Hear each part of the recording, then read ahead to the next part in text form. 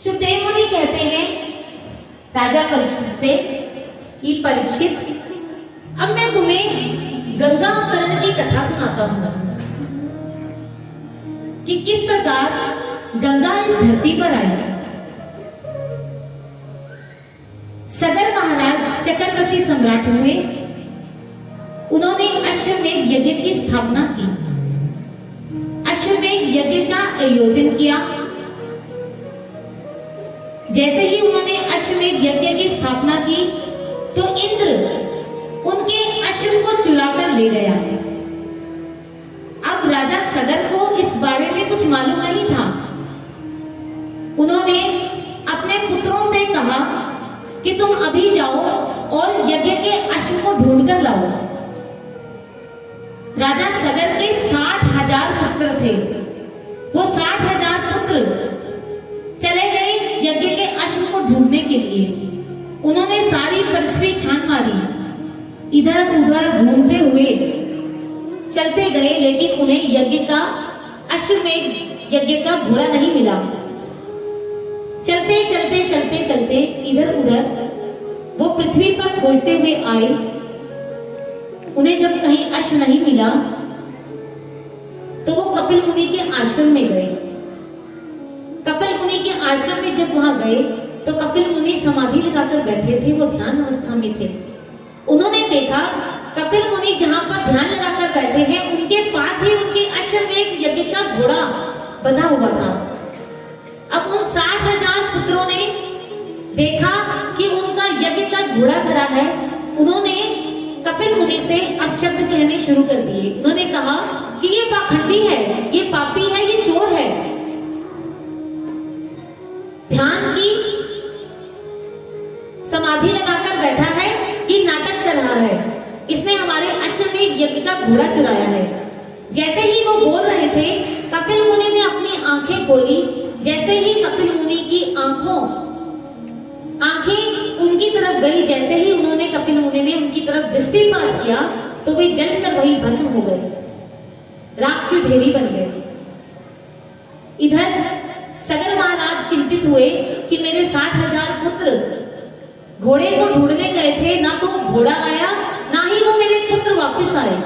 तो उन्होंने अपने पुत्र अंशुमान को भेजा कि तुम जाओ उस अश्वमेध यज्ञ के घोड़े को ढूंढ कर लाओ। अंशुमान गया अपने चाचाओं को ढूंढने के लिए। ढूंढता ढूंढता ढूंढता ढूंढता वो भी कपिल मुनि के आश्रम में जा पहुंचा।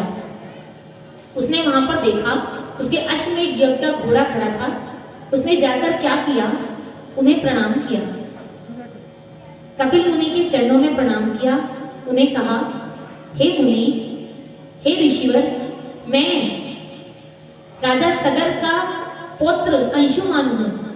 हमारे अश्वमेध यज्ञ का घोड़ा गुम गया है और वो आपके यहाँ खड़ा है और मेरे 60,000 चाचा, उनका भी कोई पता नहीं है।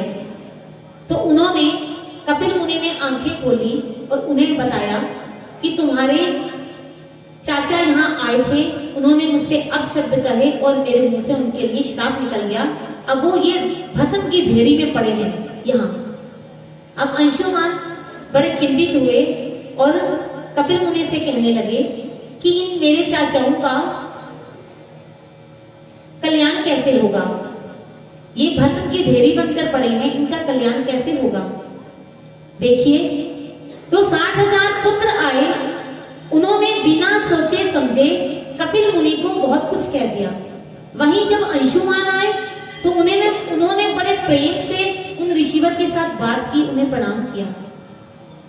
उन 60,000 पुत्रों ने ऋषि का अपमान किया।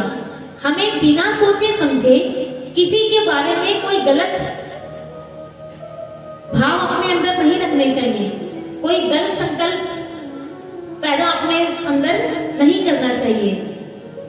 एक चिड़िया थी जो पेड़ की डाल पर बैठी थी। उसने एक पेड़ से प्रार्थना की कि हे वृक्ष देव, बरसात का मौसम आने वाला है और मुझे अपने पेड़ पर घोंसला बनाने की थोड़ी सी जगह दो। तो उस वृक्ष ने मना कर दिया। उसने कहा कि तुम मेरे वृक्ष पर, इस मेरी डाल पर घोंसला नहीं बना सकती। तो चिड़िया अपने बच्चों को लेकर वहां से चली गई। कुछ दिन बाद जब बरसात का मौसम आया, इतना तूफान आंधी आई कि वो पेड़ उस सागर में, उस नदी में बह गया। तो वो चिड़िया जब आई, उसने देखा उस वृक्ष को बहते हुए, तो उसने वृक्ष से कहा, देखा तुमने मुझे जगह नहीं दी ना, और तुम भी इस वृक्ष में बह गए, इस पानी में बह गए, तुम्हारा यही अंत होना चाहिए था। तो उस वृक्ष ने, जानते हो क्या कहा? वृक्ष ने कहा, हे चिड़िया, मेरी वृक्ष की शाखाएं पहले ही कमजोर थी, इसलिए मैंने तुम्हें अपने वृक्ष पर घोंसला बनाने के लिए मना कर दिया था। चिड़िया ने उस वृक्ष से क्षमा मांगी और वृक्ष पानी में बहता हुआ चला गया। भाव क्या है?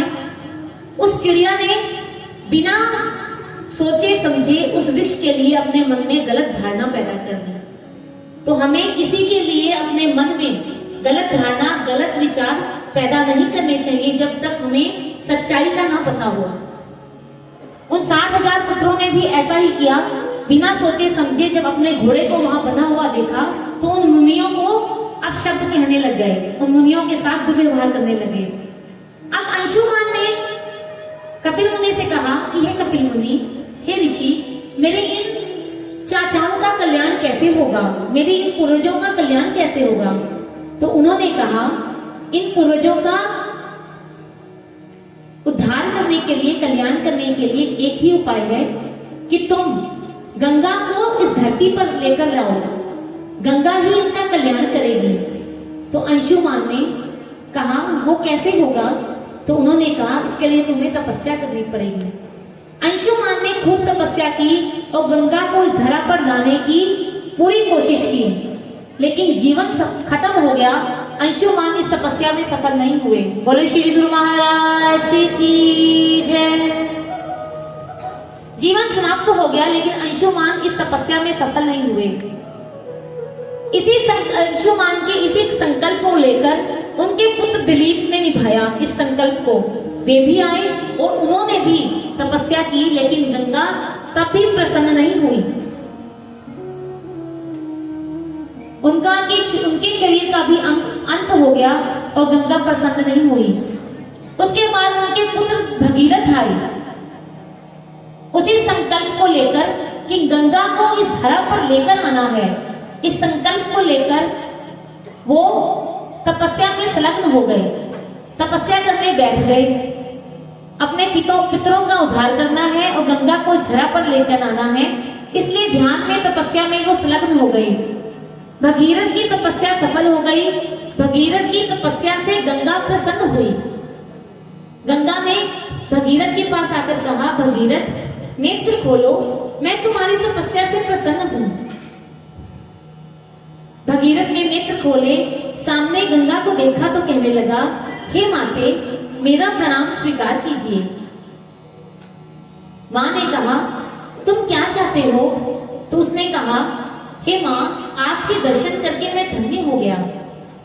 मैं चाहता हूं कि आप इस धरा पर आएं और मेरे पूर्वजों का कल्याण करें। आप इस धरती पर आएं। देखिए धरती कैसे शुष्क हो चुकी है। आपका इस धरती पर आना बहुत ही अनिवार्य है। तो गंगा ने कहा, नहीं भगीरथ, मैं इस धरती पर नहीं आ सकती। तो भगीरथ ने कहा, क्यों मां, आप इस धरती पर क्यों नहीं आ सकती? तो गंगा ने कहा, मेरा जो वेग है वो बहुत अधिक है। मैं इतने अधिक वेग से आऊंगी, और अगर मैं इस वेग से आई तो इस धरती को फाड़ कर पाताल लोक में ले जाऊंगी। मेरे वेग को ये धरती सहन नहीं कर पाएगी। भगीरथ ने हाथ जोड़कर विनय की, तो मां फिर इसका क्या उपाय है?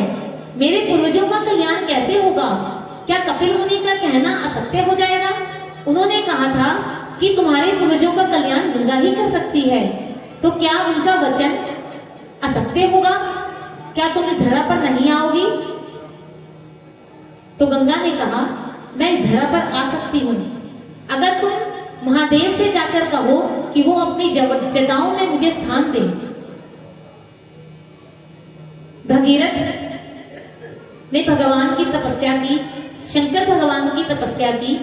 शंकर भगवान प्रसन्न हुए और उससे कहा, क्या मांगते हो? तो उन्होंने कहा कि हे प्रभु, आप गंगा को अपनी जटाओं में स्थान दीजिए। मेरे पूर्वजों का कल्याण जरूरी है, उनका कल्याण कैसे होगा?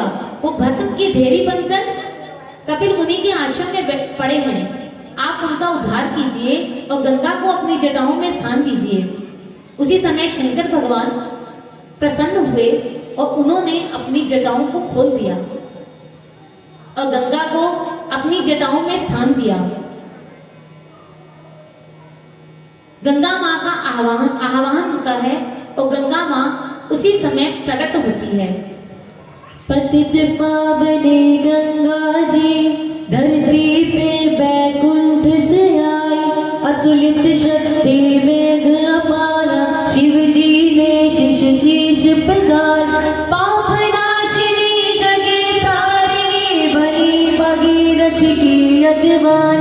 तुमने पथ में शान जमाए, वो सब काम वरदान है। जय जय गंगे हर हर गंगे, जय जय गंगे हर हर गंगे, जय जय गंगे हर हर गंगे, जय जय गंगे हर हर गंगे, जय जय गंगे हर हर गंगे, जय जय गंगे हर हर गंगे। पतित पावनी गंगा जी, धरती पे बैकुंठ से आई, अतुलित शक्ति मेघ अपार, शिव जी ने शीश पधारा। पाप नाशिनी जगे तारिणी, बनी भगीरथ की अगवान। तुमने पथ में शान जमाई, वो सबका वरदान है। जय जय गंगे हर हर गंगे, जय जय गंगे हर हर गंगे।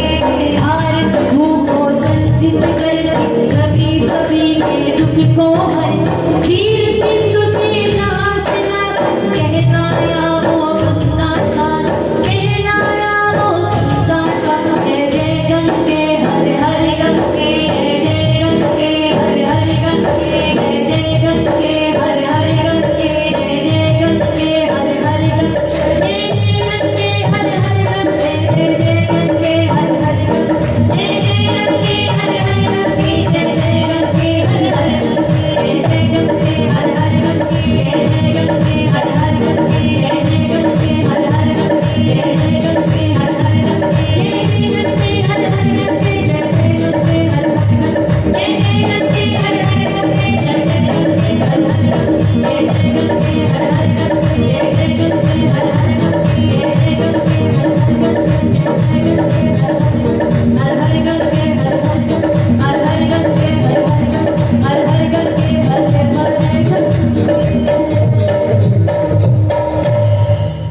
गंगा का तरल हुआ। भगवान शिव ने अपनी एक जटा को खोल दिया और गंगा धरा पर प्रवाहित होने लगी। भगवान ने कहा, भगीरथ, तुम्हारा संकल्प पूर्ण हुआ। आज से ब्रह्मलोक में इस गंगा को मंदाकिनी के नाम से जाना जाएगा और भूलोक पर इसे गंगा और भगीरथी के नाम से जाना जाएगा। गंगा, भगवान शिव ने कहा, जाओ गंगा, तुम अपने शुद्ध और पावन जल से सारे संसार को कृतार्थ कर दो। गंगा ने प्रभु के समक्ष हाथ जोड़े और कहने लगी, प्रभु, आपने अपनी जटाओं में मुझे स्थान दिया, इसके लिए आपका बहुत बहुत धन्यवाद। आपका आशीर्वाद अगर मुझे मिले तो मैं और भी अभी पवित्र हो जाऊंगी। आपकी जटाओं में रहकर मैं परम पवित्र सौभाग्यशाली हो जाऊंगी।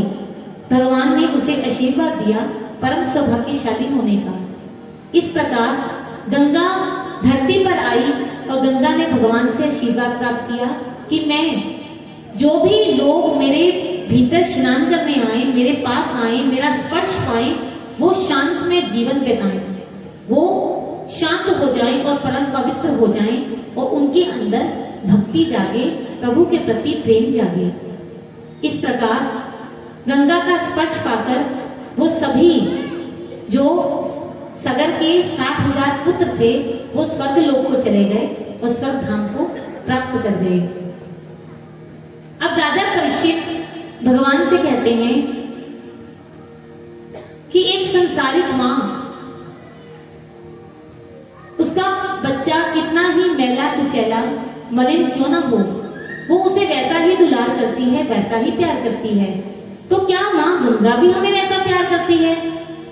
तो राजा सुखदेव मुनि ने कहा, हाँ, इस गंगा माँ में कोई भी पापी से पापी भी अगर स्नान करने जाएगा तो वो पवित्र होकर ही आएगा।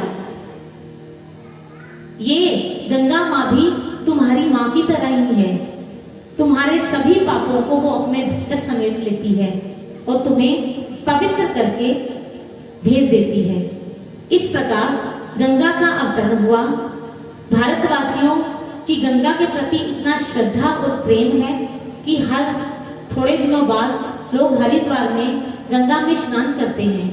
कहते हैं कि बाहर फॉरेन कंट्रीज के लोग इंडिया वालों से कहते हैं कि तुम्हें तो ये भगवान का बहुत बड़ा वरदान प्राप्त है, जो गंगा तुम्हारे पास रहती है। वो गंगा के स्पर्श के लिए तरसते हैं, क्योंकि उधर उन देशों में ऐसा कोई भी कल्याणकारी मार्ग नहीं है उनको उनका उद्धार करने के लिए। तो हमेशा वो इंडिया के लोगों से कहते हैं कि गंगा माँ का स्पर्श पाते ही तुम लोग परम पवित्र हो जाते हो। पंपा सरोवर में जब शबरी ने स्नान किया, शबरी के जल के स्पर्श से ही पंपा सरोवर पवित्र हो गई। कई ऋषियों ने जाकर भगवान श्री राम से शिकायत की कि शबरी यहाँ पर रहती है, ये नीच जाति की है, पंपा सरोवर में स्नान करती है, तो ये इसका पंपा सरोवर का स्नान जो पानी है वो मैला हो गया है।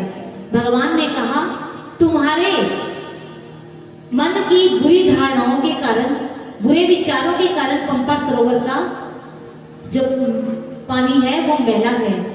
शबरी के स्नान करने से नहीं। उसी समय भगवान श्री राम ने शबरी से कहा, शबरी तुम अभी जाओ और पंपा सरोवर के जल को अपना स्पर्श दो। जैसे ही शबरी ने अपने हाथ का स्पर्श उस जल को दिया और वो जल उसी समय सुंदर रूप में बहने लगा। गंगा तरंग की कथा हमने सुनी। पहले राजा सगर, उनके पुत्र 60,000 उस अश्वमेध यज्ञ के घोड़े को ढूंढने गए। अंशुमान ने तपस्या की, उसके बाद उनके पुत्र दिलीप ने तपस्या की, उसके बाद उनके पुत्र भगीरथ ने इस तपस्या में पूरा सहयोग दिया। आपको इस प्रसंग को सुनकर क्या शिक्षा मिलती है?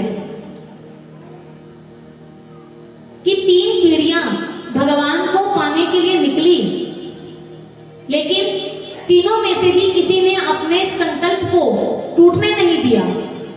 शायद अंशुमान ने जब तपस्या की तो दिलीप ये सोच सकता था कि मेरे पिता ने इतनी तपस्या की, गंगा प्रसन्न नहीं हुई, मुझे क्या जरूरत है इतनी तपस्या करने की। लेकिन दिलीप ने भी पूर्ण निश्चय के साथ गंगा माँ की तपस्या की। दिलीप भी इस तपस्या में असफल रहा। फिर दिलीप के बाद भगीरथ आए, उन्होंने तपस्या की। इस प्रसंग से हमें क्या सीखने को मिलता है कि जीवन में कितनी बार भी हम फेल हो, उन असफलताओं से हमें हारना नहीं चाहिए। कहते हैं कि एक चैंपियन और एक साधारण मनुष्य में क्या फर्क होता है? साधारण मनुष्य अपनी असफलताओं से हार जाता है। एक बार फेल हुआ, दूसरी बार फेल हुआ, वो अपनी सफलताओं से हार जाता है। लेकिन चैंपियन कभी भी उन सफलताओं से हारता नहीं है, उन सफलताओं को अपने जिंदगी का सोपान समझकर आगे चलता रहता है। Lucky people get opportunities, brave people create opportunities, but winners are those who convert their problems into opportunities. Winners वो होते हैं जो जीवन में आने वाले दुखों को चैलेंज के रूप में स्वीकार करते हैं कि जीवन में ये समस्या आई है, ये हमारे लिए एक चैलेंज है। जीवन में सफल वही होता है। एडिसन से किसी ने पूछा, एडिसन तुम अपने इस प्रयोग में, एक परीक्षण में 100 बार असफल हुए, लेकिन तुमने हिम्मत नहीं हारी, तुम्हें सफलता कैसे प्राप्त हुई? तो एडिसन ने कहा, मैं जितनी बार भी असफल हुआ, 100 बार इस परीक्षण में मैं असफल हुआ, हर बार जब मैं फेल हुआ तो दूसरी बार उस फेल होने के कारण को मैंने वहां से मिटा दिया। करते करते करते करते मैं इस परीक्षण में सफल हो गया। क्यों? क्योंकि मैंने अपनी असफलताओं को सफलता के लिए एक सोपान बनाया, उन असफलताओं से कुछ सीखा। रामकृष्ण परमहंस से किसने पूछा कि आपकी सफलता का रहस्य क्या है? तो रामकृष्ण परमहंस ने कहा, जितने भी असफल लोग हैं वो मेरी सफलता का रहस्य है। किसी ने पूछा, ये कैसे हो सकता है कि असफल व्यक्ति आपकी सफलता का राज हो सकते हैं? उन्होंने कहा, असफल व्यक्तियों ने जिस कारण से असफलता प्राप्त की, मैंने उस कारण को अपनी जिंदगी में कभी आने ही नहीं दिया, इसलिए मैं अपनी जिंदगी में हमेशा सफल हो पाया हूं। आजकल के नौजवान बच्चे जल्दी घबरा जाते हैं असफलताओं से। परीक्षा में फेल हो गए या व्यापार में तरक्की नहीं कर पाए तो सुसाइड करना आजकल एक ट्रेंड बन गया है। फांसी ली और मर गए। लेकिन ये जीवन की समस्याओं का हल नहीं है। इन महापुरुषों की तरफ देखो, एडिसन, रामकृष्ण परमहंस, इनके जीवन से शिक्षाएं लो। इनको मत देखो तो अपने महापुरुषों को देखो, इन ग्रंथों को पढ़ो। राजा दिलीप, राजा भगीरथ, राजा अंशुमान, इन्होंने कितनी तपस्या की गंगा को धरती पर लाने की, लेकिन कभी निराशा मन में नहीं आई कि हमने हार मान ली है। इसलिए जिंदगी में कितने भी विपदाएं, कष्ट आए, मुसीबतें आए, उनको अपने जीवन जीने का सोपान समझ लो। ये भगवान का प्रसाद है हमारे लिए। भगवान हमारी परीक्षा ले रहे हैं। कई बार जिंदगी में इतनी, एक छोटी सी लड़की अपने जीवन का राज बताते हुए कहती है जीवन में आने वाली, कुछ साल पहले जीवन में आने वाली हर तकलीफ के लिए मैं अपने अल्लाह मियां को इल्जाम दिया करती थी। शिकायतों के ढेर मेरे पास होते थे अपने अल्लाह मियां को देने के लिए। हर परिस्थिति के लिए मैं अल्लाह मियां को इल्जाम देती, हर शिकायत के लिए उन्हें कहती। मैं सोचती थी शायद मेरा भगवान मुझसे प्रेम नहीं करता, लेकिन कुछ समय बाद ये एहसास हुआ कि भगवान तो मुझे ही नहीं, भगवान तो सबसे प्रेम करता है। वो नेमतें भी देता है, आजमाता भी है, लेकिन हमें समझ बहुत देर बाद आती है। तो इन महापुरुषों के चरित्र इसीलिए पढ़े जाते हैं ताकि हम अपने जीवन में इन चरित्रों को उतार पाएं और अपने जीवन को आगे बढ़ाएं और अपने जीवन में सफल हों।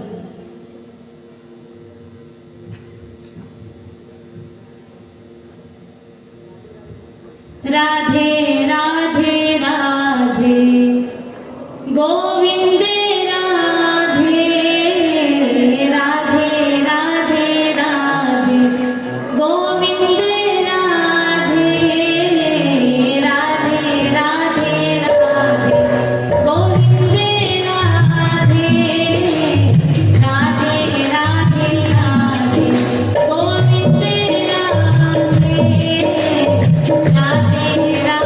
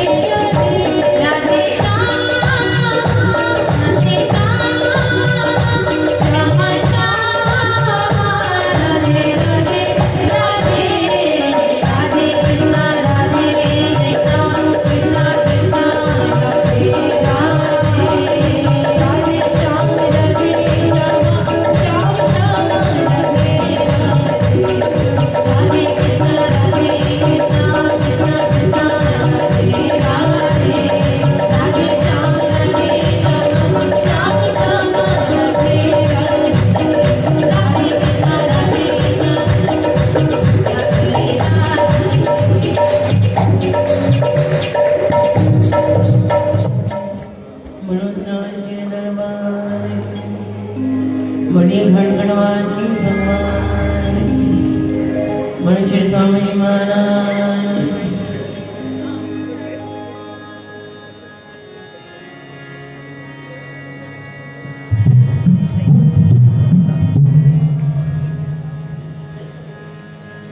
ढूंढे नसीब को बदले हुए देखा है, तुमने किसी नसीब को बदले हुए देखा है। देखो दयालु श्याम ने एक काम कर दिया है।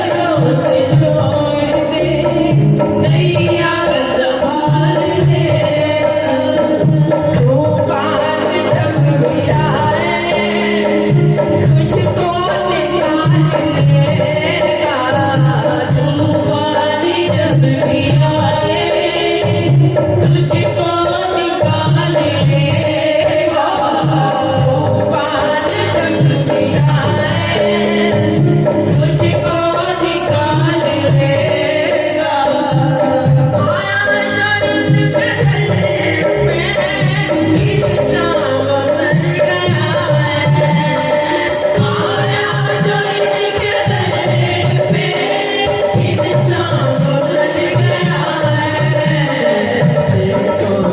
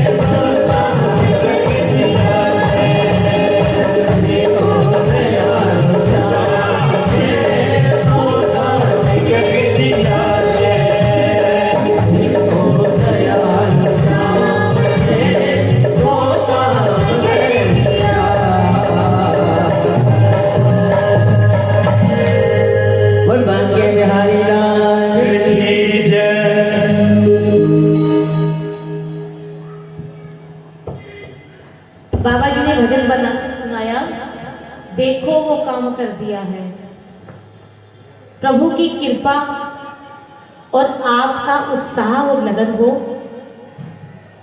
तो कहते हैं कि जो भाग्य में नहीं भी लिखा ना, इंसान वो भी प्राप्त कर लेता है।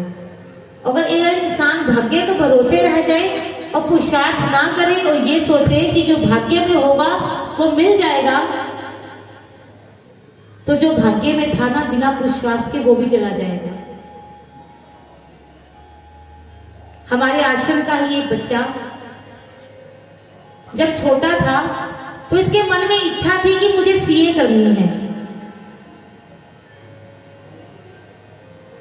तो पास में ही पंडित जी रहते थे, उनसे हाथ दिखाया तो उन्होंने हाथ की रेखा देखकर कहा कि तू, तेरे हाथ में दूर दूर तक कहीं सीए की रेखा नहीं है, तू सीए नहीं कर सकता, कुछ और मार्ग चुन ले अपने लिए। तो उसने कहा नहीं, मुझे तो सीए ही करनी है। मन में लगन थी, उत्साह था, भगवान की कृपा थी, इतनी मेहनत कि वो सीए कर गया। सीए सीएस सब कुछ कर गया। आज दिल्ली में उसने अपनी इंस्टीट्यूशन खोल रखी है। भाग्य में ना भी हो, अगर आपकी लगन हो, आपका उत्साह हो, आपकी मेहनत हो, तो भगवान बिना भाग्य का भी आपको दे देते हैं। कई लोग भाग्य के भरोसे रहते हैं। मलूकदास जी का उदाहरण है। मलूकदास जी एक बार सत्संग में गए। सत्संग में संत सत्संग कर रहे थे तो उन्होंने सत्संग में कहा कि तुम काम करो ना करो, भगवान रोटी तो सबको ही दे देता है। तो मलूकदास जी ने सत्संग सुना तो उसने कहा ठीक है, आज से मैं काम नहीं करता, देखता हूं भगवान मुझे रोटी देता है कि नहीं देता। चले गए सत्संग सुनकर, जंगल में जाकर एक पेड़ की शाखा पर जाकर बैठ गए। सुबह से लेकर शाम हो गई, आंखें बंद करके बैठे हैं कि भगवान आएंगे मुझे भोजन देने के लिए। विश्वास था, सत्संग सुनकर आए थे कि भगवान भोजन देंगे। शाम हो गई, आंखें बंद, अब भूख प्यास से व्याकुल। जब भूख लगे, आंखें खोली, कहने लगे संत झूठ ही कहते हैं, कोई नहीं भगवान देते आते मुझे भोजन देने के लिए। ऐसे ही झूठ सत्संग में सुनाया जाता है, भगवान ये करते हैं, भगवान वो करते हैं। उसी समय अभी मन में विचार चल रहा था कि 2-3 चोर आते हैं वहां पर, उस पेड़ के नीचे बैठते हैं, कहीं से चोरी करके आते हैं। जो चोरी का सामान लेके आते हैं उसका आपस में बंटवारा कर रहे होते हैं, आपस में बांट रहे होते हैं।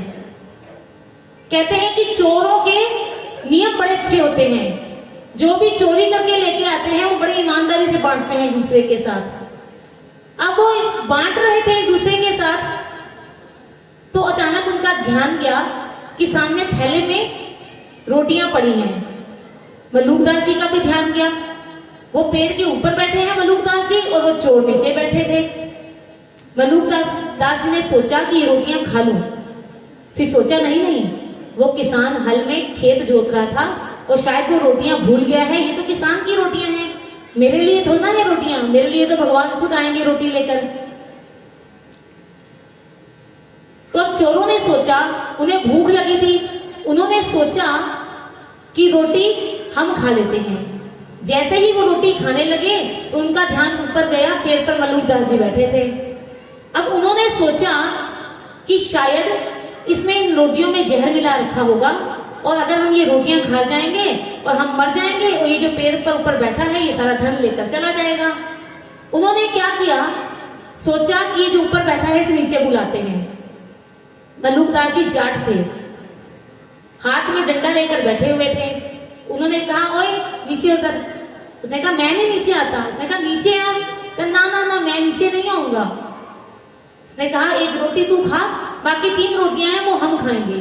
उसने कहा मैं रोटी नहीं खाऊंगा, मैं तो यहाँ किसी काम से आया हूँ, मैं तो भगवान की परीक्षा ले रहा हूँ। उसने कहा, उन चोरों ने उसे डंडा मारा और वो नीचे आया। अब वो रोटी खाए ना, चोर उसे कहे कि रोटी खा। चोरों ने क्या किया, एक रोटी, चोरों ने सोचा अगर ये एक रोटी खाएगा, अगर ये मर गया तो समझ लो रोटी में जहर है, अगर ये ना मरा तो ये रोटियां हम खा लेंगे। अब उन चोरों ने ठूस ठूस कर उसके मुंह में रोटी डाली और उसने रोटी खाई। कहते हैं मलूकदास जी को उस दिन ज्ञान हो गया कि सचमुच में भगवान रोटी देने आते हैं, भगवान अपने भक्त की पुकार को सुनते हैं। तो कहते हैं मलूकदास जी उसके बाद घर वापस नहीं गए, साधना करने के लिए जंगलों में निकल गए। ये किसी किसी भक्त के लिए होता है। अब आप सब ये मत सोचना कि हम काम ना करें और भगवान हमें रोटी दे देगा। पुरुषार्थ तो इंसान को करना ही पड़ता है। पुरुषार्थ करके बिना भाग्य का भी भगवान देते हैं और पुरुषार्थ ना करके भाग्य का भी इंसान खो देता है। अब हम चलते हैं बड़े सुंदर भगवान के अवतार की तरफ, वामन अवतार, जो मुझे बहुत अच्छा लगता है। भगवान के 24 अवतारों में से राम, कृष्ण, उसके बाद मुझे वामन अवतार भगवान का बहुत प्रिय है। हर बार सोचती हूँ कि इस अवतार को मैं आपके समक्ष ना सुनाऊं, लेकिन मेरा मन नहीं मानता, क्योंकि इसको सुनाकर मेरे अपने आप को, मेरे मन को बड़ी प्रसन्नता होती है। चलते हैं वामन भगवान की तरफ।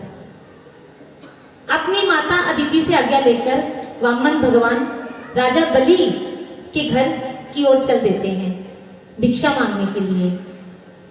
संतों का ऐसा मानना है कि राजा बलि ने 100 अश्वमेध यज्ञ का संकल्प किया था।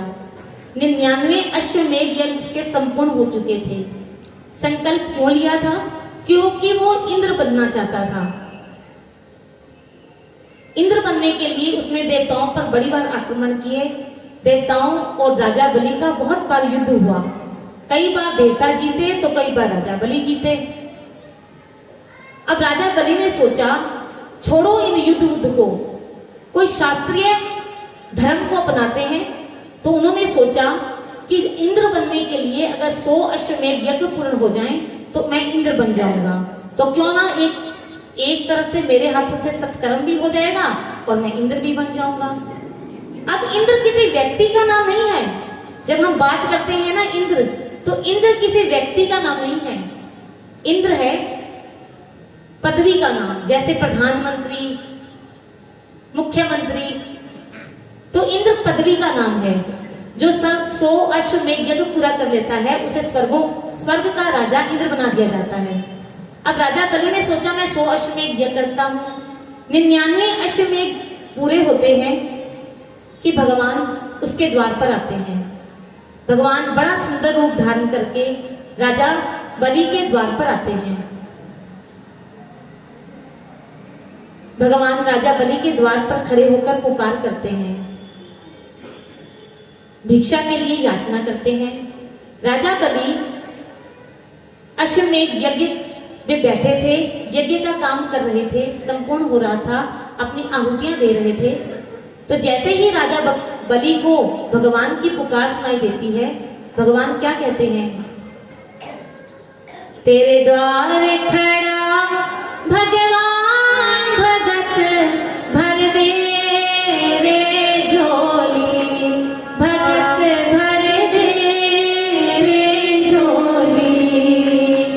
तेरे द्वार खड़ा भगवान भगत भर दे रे झोली, भगत भर दे रे झोली। तेरे द्वार खड़ा भगवान भगत भर दे रे झोली, भगत भर दे रे झोली। तेरे द्वार खड़ा भगवान भगत भर दे रे झोली, भगत भर दे रे झोली।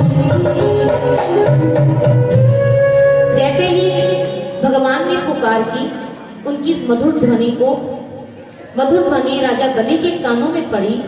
राजा बलि यज्ञ को छोड़कर बाहर आए। भगवान के सुंदर स्वरूप को देखा। छोटा सा भगवान का कद था, सुंदर सुंदर जटाएं, तोते जैसी नासिका। भगवान खटम खटम खड़ाऊ करते हुए चल रहे थे। राजा बलि जैसे ही बाहर आया, भगवान के रूप सौंदर्य पर मुग्ध हो गया और कहा, हे ब्राह्मण बालक, आपके चरणों में मेरा प्रणाम। आपके चरण पड़ने से मेरी ये यज्ञ भूमि पवित्र हो गई है। मैं कृतार्थ हो गया हूं, मैं आपको नमन करता हूं, आपका स्वागत करता हूं। पर जैसा नमन होना चाहिए था वैसा राजा बलि ने नहीं किया। कोई संत, कोई सत्पुरुष आपके द्वार पर आए, उनका नमन कैसा होना चाहिए? आप उन्हें प्रणाम करें, उन्हें अंदर लेकर जाएं, उन्हें आसन दें, उनके चरणों का प्रक्षालन करें, उनकी आरती पूजन करें, उनका वंदन करें, फिर अपनी बात करें। राजा बलि ने द्वार पर खड़े खड़े ही उनको वंदन किया और कहा, हे ब्राह्मण बालक, तुम क्या लेना चाहते हो? भिक्षा मांगने के लिए आए हो? तुम्हें क्या दूं? सोने दूं, आभूषण दूं, हीरे मणिक? तुम कहते हो तुम्हें एक राज्य का मालिक बना दूं? तुम कहते हो तो तुम्हें 100 गांव दे दूं? मैं तुम्हारे सौंदर्य पर, तुम्हारी आभा से बड़ी प्रभावित हुआ हूं। कुछ भी मांगो, मैं तुम्हें वही दूंगा। वामन भगवान बड़े मुस्कुराते हुए राजा बलि की तरफ देखते हैं और कहते हैं, भगवान ने बड़ा सुंदर नाटक किया। भगवान ने कहा, राजा, मैं एक छोटी सी झोपड़ी अपनी बनाना चाहता हूं। तुम्हें पता है, आज मैं किसी मैया की झोपड़ी के बाहर उसके आंगन में संध्योपासना कर रहा था, तो क्या हुआ, संध्योपासना करने के लिए जल का संकल्प लेना पड़ता है। 6-7 बार मैंने जब जल का संकल्प लिया तो उसके आंगन में थोड़ा जल गिर गया और वो माता कहने लगी, डंडा उठाकर आ गई और मुझे मारने लगी। मुझे कहती है, भाग जा मेरे घर से, गंदा करने के लिए तुझे मेरा घर ही मिला है, चलो भागो यहां से। जब उस मैया ने ऐसा कहा, मेरे जीवन का संकल्प तो यही था कि पेड़ की छाया तले मैं भजन करूं, लेकिन जब उस मैया ने मुझे डांटा तो मेरे मन में एक संकल्प आया, क्यों ना छोटी सी एक झोपड़ी मेरी भी हो और मैं उस झोपड़ी में आराम से बैठकर भजन करूं। तो राजा बलि ने उनसे पूछा, भगवान से, कि तुम क्या मांगना चाहते हो? तो भगवान ने कहा, मुझे केवल 3 पग भूमि चाहिए। मैं छोटा हूं, बोना हूं और अपने पैरों के नाप से ही वो भूमि नाप लूंगा। किसी और के पैर होंगे तो वो ज्यादा नाप लेगा, और मैं अपने जीवन में संतुष्ट रहना चाहता हूं, ज्यादा नहीं लेना चाहता। जैसे ही राजा बलि ने सुना कि 3 पग भूमि, राजा बलि ठाके मार के हंसने लगे। मेरे जैसे इतने बड़े राजा के पास आए हो तो केवल 3 पग भूमि मांग रहे हो? मैं तो चाहता हूं तुम सुखपूर्वक जीवन व्यतीत करो। मैं तुम्हें बड़ा सारा महल दे दूंगा, 1000 दास-दासियां दे दूंगा, वहां बैठकर भजन करना। भगवान ने कहा, नहीं राजा बलि, मुझे केवल 3 पग ही भूमि चाहिए। अब भगवान ने थोड़ा नखरा दिखाया। भगवान ने कहा, तुम नहीं देना चाहते तो ना दो। अगर तुम्हारी शान में फर्क पड़ता है कि तुम राजा हो और 3 पग भूमि देने में तुम्हें शर्म आ रही है तो ना दो। राजा, तुम अपना यज्ञ भी छोड़कर आए हो, मैं भी अपना भजन छोड़कर आया हूं, तो इसलिए समय को बर्बाद ना करें। तुम नहीं देना चाहते तो ना दो, मैं जा रहा हूं। जैसे ही राजा बलि ने देखा कि द्वार से कोई याचक खाली जा रहा है, राजा बलि ने आवाज लगाई, प्रभु, हे ब्राह्मण बालक, आप मत जाइए, आप जितना चाहोगे मैं आपको उतना ही दे दूंगा। भगवान ने कहा, ठीक है। अब राजा शुक्राचार्य जी वहां पर आए। उनके गुरु शुक्राचार्य, राजा बलि के गुरु शुक्राचार्य जी, जैसे ही राजा बलि दान करने लगा, भगवान ने कहा, दान करने से पहले संकल्प लेना होता है, तो मुझे पहले संकल्प दो 3 पग भूमि देने का, उसके बाद ही मैं दान दूंगा। राजा ने कहा, ठीक है। पहले के जमाने में जब हम किसी को कुछ देते थे तो केवल तिथि, वार, गोत्र, नक्षत्र देखकर, जल में हाथ लेकर, संकल्प देकर किसी को कोई भी भूमि देनी हो, वस्तु देनी हो, उस चीज का दान किया करते थे। लेकिन आजकल तो दस्तावेज, लिखा पढ़ी का काम होता है। लेकिन उस समय में जब हम किसी को संकल्प करके दान देते थे तो पीढ़ी दर पीढ़ी भी कोई उससे वापस नहीं मांगता था। भगवान ने संकल्प लिया राजा बलि से, संकल्प लेने लगे। जैसे ही उसने हाथ में जल लेने लगा, अभी जल का पात्र उठाया था कि शुक्राचार्य जी वहां आ गए। शुक्राचार्य जी ने कहा, ठहरो राजा बलि, सकते। राजा बलि ने कहा, गुरुवर, यज्ञ का काम संपूर्ण तभी होता है जब दान किया जाए, और ये तो वैसे भी इतने तेजस्वी बालक हैं, ब्राह्मण बालक हैं, ये हमारे द्वार पर स्वयं आए हैं भिक्षा मांगने। मैं भिक्षा देने नहीं गया, ये भिक्षा लेने आए हैं। कोई याचक द्वार पर आए तो यज्ञ संपूर्ण नहीं होता अगर हमने उसे भिक्षा नहीं दी तो मैं तो दान करूंगा। शुक्राचार्य जी ने कहा, नहीं, ये तुमसे 3 पग भूमि के बदले में तुमसे सब कुछ ले लेगा, तुम्हारा जीवन भी खतरे में है, तुम्हें नष्ट कर देगा। राजा बलि ने कहा, नहीं, मैं दान दूंगा। तो गुरु ने कहा, शुक्राचार्य जी को मजबूर होकर सच बताना पड़ा। शुक्राचार्य जी ने कहा, ये छोटा सा जो बोना सा है ना, छुटकू सा, ये कोई ब्राह्मण नहीं है राजा बलि, ये भगवान विष्णु हैं। तुझसे 3 पग भूमि में तेरा सारा कुछ ले लेंगे। अब तो राजा बलि और भी प्रसन्न हो गया। उसने कहा, गुरुवर, अब तो मैं दान जरूर दूंगा। शुक्राचार्य जी ने कहा कि मैं तुझे आज्ञा कर रहा हूं, मैं तेरा गुरु हूं, कि तू दान नहीं देगा।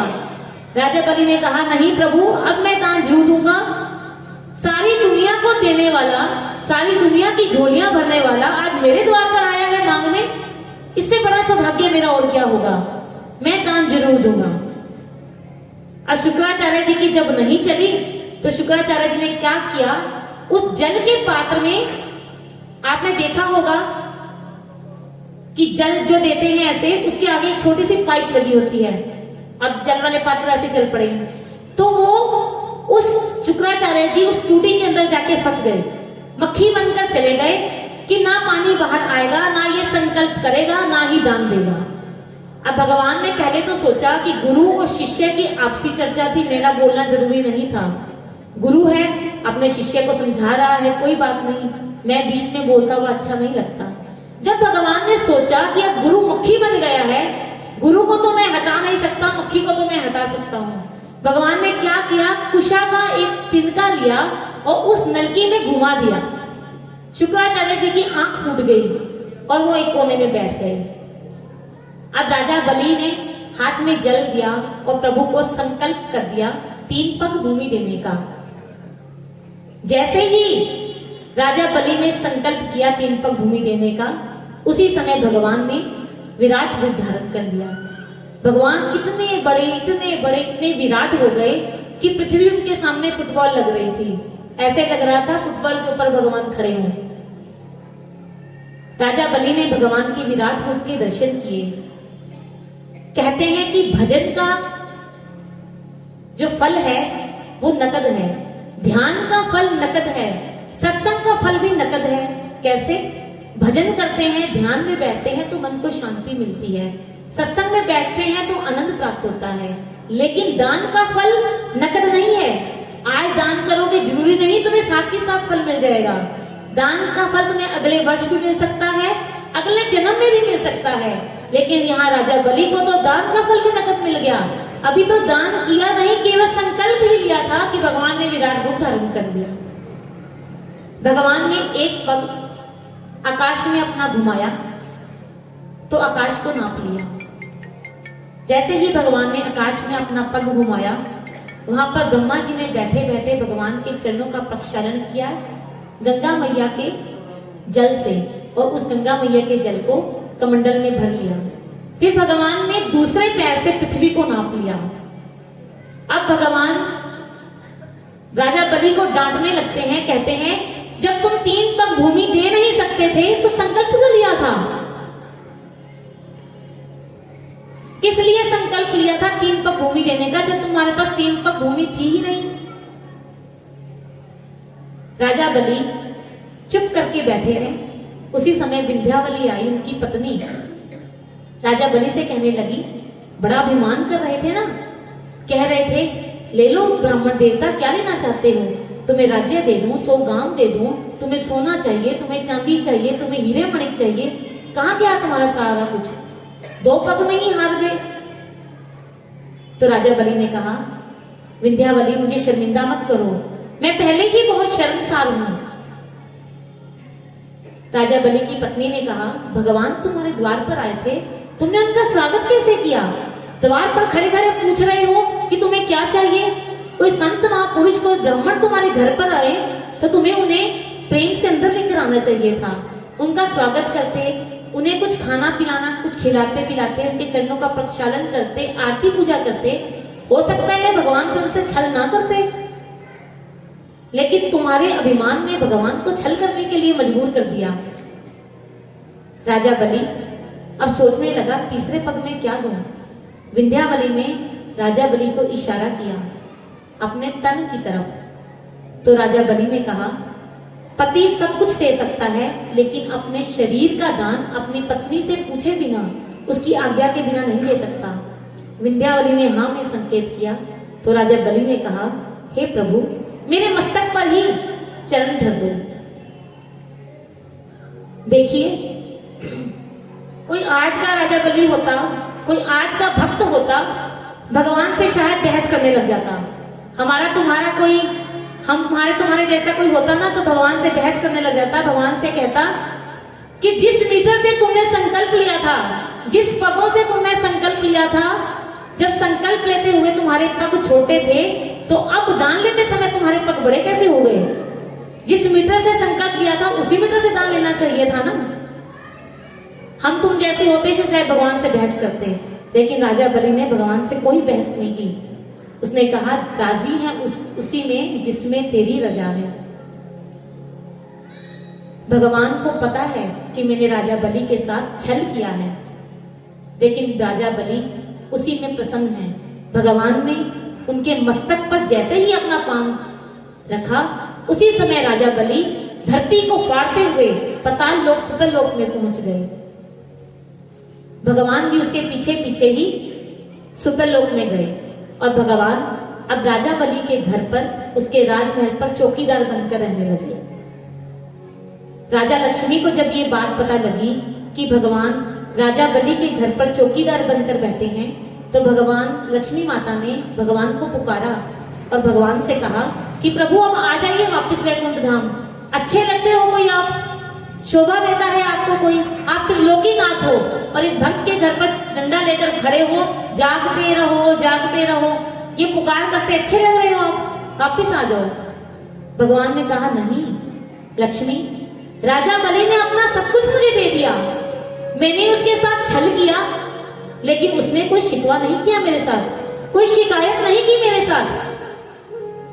उसने 2 पग भूमि, मैंने 2 पग भूमि में, उसने मुझे 2 पग भूमि में अपना सब कुछ दे दिया, अपना राज काज सब कुछ दे दिया, तो मैंने भी 2 पग भूमि में उसे सुतल लोक का राज्य दे दिया।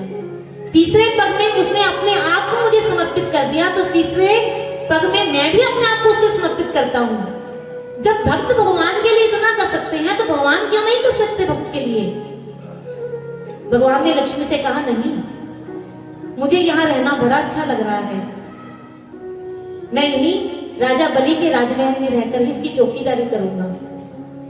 अब लक्ष्मी माता को समझ नहीं आई कि भगवान को कैसे लेकर आऊं, तो उन्होंने चतुराई की और राजा बलि के घर गई एक साधारण वेश में, और राजा बलि से कहा कि मैं तुम्हारी बहन हूं, और उसे राजा बलि को अपना भाई बना लिया। राजा बलि को सावन के महीने में पूर्णमासी आती है, उन्होंने उस पर राजा बलि को राखी बांधी। राजा बलि ने सोचा अब ये मेरी बहन है, तो राजा बलि ने अपनी बहन से कहा, तुम किसी और लोक की रहने वाली हो, हम पाताल लोक के रहने वाले हैं, हमें नहीं पता कि तुम्हें क्या चीज पसंद है, इसलिए मेरे राजमहल में तुम्हें जो भी चीज पसंद हो, जो भी चीज अच्छी लगे तुम ले जाओ, क्योंकि तुमने मुझे राखी बांधी है, मैं तुम्हारा भाई हूं, इसलिए कुछ देना फर्ज बनता है। अब लक्ष्मी माता राजा बलि के महल में इधर उधर घूमती घुमाती वापस राजा बलि के पास आई, तो राजा बलि से कहने लगी, मुझे तुम्हारे महल में कोई चीज पसंद नहीं आई। राजा बलि ने पूछा, तुम्हें कुछ पसंद नहीं आया? तो लक्ष्मी माता ने शर्माते हुए हंसते हुए कहा, मुझे तुम्हारा चौकीदार बड़ा पसंद आ गया है, मुझे वो दे दो। अब राजा बलि ने चौकीदार का हाथ, भगवान का हाथ लक्ष्मी के हाथ में पकड़ाया, और लक्ष्मी भगवान को खींच कर लेके जा रही है। भगवान जा नहीं रहे, लक्ष्मी खींच रही है, चलो प्रभु वापस चलो। भगवान कह रहे हैं नहीं लक्ष्मी, मेरा जाने को बिल्कुल भी मन नहीं कर रहा। पीछे मुड़ मुड़ कर राजा बलि की तरफ देख रहे हैं। भगवान कहते हैं लक्ष्मी, तुम्हें पता है मैंने इसके साथ कितना छल किया, लेकिन इसने एक बार भी मुझसे ये नहीं कहा कि प्रभु आपने मुझसे छल किया है। इसने एक बार भी अपनी उंगली मुझ पर नहीं उठाई। इसने अपना सर्वस्व अर्पण कर दिया, इसलिए मैंने अपना भी सर्वस्व इसे अर्पण कर दिया। हम जब भगवान से प्यार करते हैं, संसार से प्यार करते हैं, तो हमें शायद ये संशय होता है कि सामने वाला, हम 100% प्यार करते हैं, सामने वाला हमसे कितना प्यार करता होगा, 20%, 40%, 50%। तो हमेशा मन में ये संशय रहता है कि वो सामने वाला भी मुझसे उतना प्यार करता है कि नहीं। लेकिन भगवान कहते हैं मेरे बारे में ये टेंशन लेने की जरूरत नहीं है।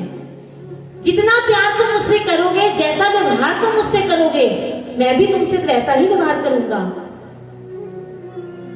जितना प्यार तुम मुझे दोगे, मैं उतना प्यार मैं तुम्हें दूंगा। यहां पार्टली पार्टली नहीं चलता। 100% दे दो और 100% ले लो। एक भक्त ने पूछा अपने गुरु से कि क्या भगवान हमें प्यार करते हैं? तो गुरु ने कहा हाँ, क्यों नहीं करते? तो उसने कहा जितना प्यार हम करते हैं क्या भगवान उतना ही प्यार करते हैं? गुरुजी ने कहा हाँ, जितना प्यार हम भगवान से करते हैं उतना प्यार ही भगवान भी हमें करते हैं। तो उसने कहा हमें कैसे पता चले कि भगवान हमसे प्यार करते हैं? आप सब भी यही कहेंगे, हमें कैसे पता चले कि भगवान हमसे प्यार करते हैं? तो मैं ये कहूंगी, भगवान आप सबसे प्यार करते हैं, इसका ये साक्षात प्रमाण है कि आप कथा में आए हुए हैं। भगवान जिनसे प्यार करता है, भगवान अपनी सभा में उन्हीं को ही बुलाता है। जिन्हें भगवान प्यार नहीं करता, वो भगवान की सभा में नहीं आ सकते। भगवान हमसे प्यार करता है, तभी हम सब आए हैं इस कथा को श्रवण करने। रामदास जी महाराज कहा करते थे, हे प्रभु मैं आपको भूलूं नहीं। रामदास महाराज जी कहा करते थे, दिन में 100 बार कहो कि हे प्रभु मैं आपको भूलूं नहीं। लेकिन मैं अपनी तरफ से एक लाइन ऐड करती हूँ, मैं ये कहती हूँ, हे प्रभु मैं आपको भूलूं नहीं और आप भी मुझे भूले नहीं। एक गुरु ने, शिष्य ने गुरु से प्रश्न किया, जब हम ये बात बार बार कहते हैं कि हे प्रभु मैं आपको भूलूं नहीं, मैं आपसे प्यार करता हूँ, तो भगवान क्यों नहीं कहता आकर कि मैं भी तुमसे प्यार करता हूँ? तो गुरु ने कहा वो तुमसे प्यार करता है। उसने कहा अगर वो एक लड़का एक लड़की एक दूसरे से प्यार करते हैं, जब लड़का लड़की से प्रेम करता है तो लड़की को भी तो इच्छा होती है ना कि लड़का भी मुझे कहे। एक दूसरे से कहते हैं ना, लड़की लड़के से कहती है आई लव यू, तो लड़के को भी इच्छा होती है कि लड़की भी कहे मुझसे।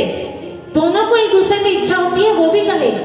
तो शिष्य ने गुरु से कहा जब हम भगवान से बार बार कहते हैं कि मैं तुमसे प्यार करता हूँ, भगवान क्यों नहीं आके बार बार हमसे ये कहता कि मैं भी तुमसे प्यार करता हूँ? क्या उसकी शान घट जाएगी? क्या उसका वैभव घट जाएगा? क्या उसका ऐश्वर्य घट जाएगा अगर वो ये आकर कह देगा कि मैं भी तुमसे प्यार करता हूँ? गुरु ने कहा कोई प्यार कहकर करता है, कोई बोलकर करता है, कोई जताकर करता है, भगवान को जताना नहीं आता। ये साक्षात प्रमाण है। अगर हम भगवान से जुड़े हैं, हमारे प्रति भगवान के प्रति श्रद्धा है, प्रेम है, तो इसका मतलब भगवान हमसे प्रेम करता है, तभी हमारे प्रति श्रद्धा है। करोड़ों जन्म लेने के बाद अगर हम ये कहते हैं कि हम तुमसे प्यार करते हैं, फिर भी क्या हम सारा दिन इस बात को याद रखते हैं कि हम भगवान से प्यार करते हैं? एक लोभी व्यक्ति सारा दिन धन के लालच में लगा रहता है। एक मोही व्यक्ति ठीक है 10 मिनट 20 मिनट सुबह शाम भगवान का भजन करता होगा, लेकिन उसके मन के भीतर हर समय भगवान नहीं रहते। भगवान कहते हैं कि जब तेरे मन के भीतर तेरा श्वास श्वास मेरा नाम लेगा तो मैं आकर स्वयं तुझसे कहूंगा कि हाँ मैं भी तुझसे प्यार करता हूं। भगवान हमसे प्यार करते हैं, इसलिए हर पल रामदास जी महाराज कहा करते थे, हर पल भगवान से यही प्रार्थना करो कि हे प्रभु मैं तुमको भूलूं नहीं और आप भी हमें ना भूलें। अब हम चलते हैं भगवान श्री रामचंद्र जी के जन्म की तरह। रघुकुल रीति सदा चली आई, प्राण जाए पर बचन ना जाए।